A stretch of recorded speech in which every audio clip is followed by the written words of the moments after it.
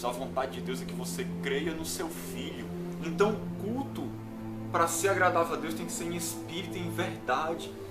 Porque o que Deus mais quer neste mundo é salvar pessoas. Será que você tem andado como um cristão de verdade? Não existe nada que a gente faça que possa comprar a salvação, porque Jesus já conquistou ela na cruz por nós. Conheço a tua tribulação. Conheço a tua tribulação. Irmãos, por que ele fala essa questão aqui de tribulação? Tribulação é uma palavra que ela tem um significado de opressão, de aflição, de pressão. E ela quase sempre ela é aplicada na Bíblia como sinônimo de perseguição. Perseguição. Então quando ele fala que eu conheço a tua tribulação, ele está falando que ele conhece a realidade da perseguição que a igreja de Esmirna estava sofrendo. Uma perseguição enorme, uma pressão muito grande, uma aflição horrível que aqueles irmãos passavam. E, como eu disse antes, eles queriam forçar os irmãos a adorar o imperador. Como eu disse, aquela cidade era um dos principais centros de adoração ao imperador. Então todas as pessoas ali eram obrigadas, elas não tinham opção. Elas eram obrigadas a queimar incenso ao imperador e a reconhecer ele como Deus. Elas eram obrigadas a fazer isso. E fora todo o culto pagão, os templos aos deuses que tinham lá. Diz a história que certa vez lançaram 1.200 crentes do alto do Monte Pagos, que é esse monte que eu falei que tinha lá. Outra vez lançaram 800. Você imagina o que é isso? Que coisa terrível. Lançaram 1.200 irmãos e depois 800 de cima do monte, porque eles não queriam adorar os deuses pagãos nem o imperador. Irmãos, aquela época da igreja primitiva era uma época de muita perseguição. Era duro ser cristão. Quando você se denominava cristão, automaticamente você já sabia que você ia ser perseguido, que você ia ser rejeitado pela sua família, pela sociedade, pelas outras pessoas, né? E pelo governo. A perseguição vinha de todos os lados. A pessoa já sabia, quando ela dizia que queria seguir a Cristo, ela já sabia que ela ia correr risco de morrer e que ela ia ser pressionada de todos os lados a adorar os deuses pagãos e ao imperador.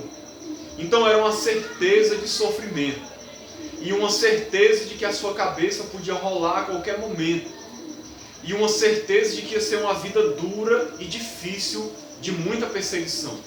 Assim era naquela época. Os imperadores, muitos deles eram implacáveis contra a igreja de Cristo. Perseguiam duramente os irmãos. Duramente. Aí o que acontecia? Muitos acabavam presos, torturados e até martirizados, mortos por causa da fé. Roubavam os bens das pessoas. Elas eram rejeitadas por todos. Eram levadas à prisão para poder sofrer. Sofriam todo tipo de tortura física e psicológica.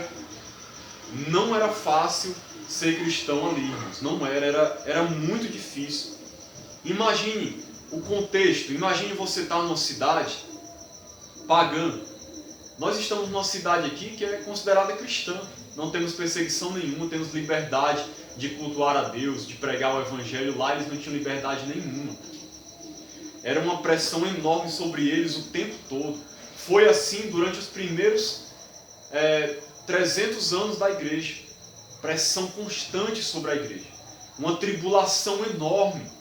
A igreja sabia o que era sofrer, sabia o que era ser perseguido. E essa era a realidade da igreja de Esmirna. Infelizmente, os irmãos sofriam muito isso. Essa é uma realidade que ainda existe hoje. Existem igrejas em alguns países onde os irmãos estão sofrendo tudo isso aqui. Prisão, açoites, morte por causa do nome de Cristo. E isso pode até chegar aqui algum dia, ninguém sabe. O futuro pode estar nos reservando alguma perseguição. Jesus Cristo disse que nos últimos dias nós seríamos odiados de todos por causa do seu nome.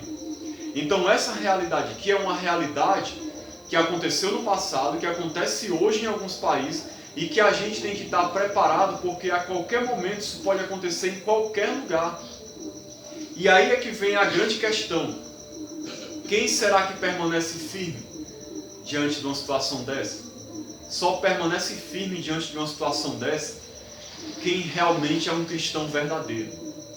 Nessa hora que a pessoa mostra se ela realmente ama a Cristo ou não. Nessa hora é que realmente nós vemos quem é cristão ou não. Eu vou contar aqui para vocês um exemplo que aconteceu com Policarpo. Para quem não sabe quem era Policarpo, Policarpo ele era bispo de Esmirna, só que numa época posterior. Ele foi martirizado no ano 159 depois de Cristo.